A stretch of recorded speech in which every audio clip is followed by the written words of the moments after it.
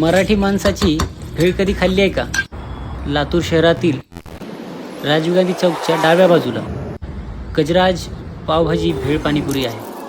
हा तरुण इतके कष्ट करून कोणतीही वस्तू म्हणजे भेळ असेल, पाणीपुरी असेल, पावभाजी असेल हे बनवतो आणि इतकी छान, सुंदर, स्वादिष्ट आणि पोटाला पचेल अशी.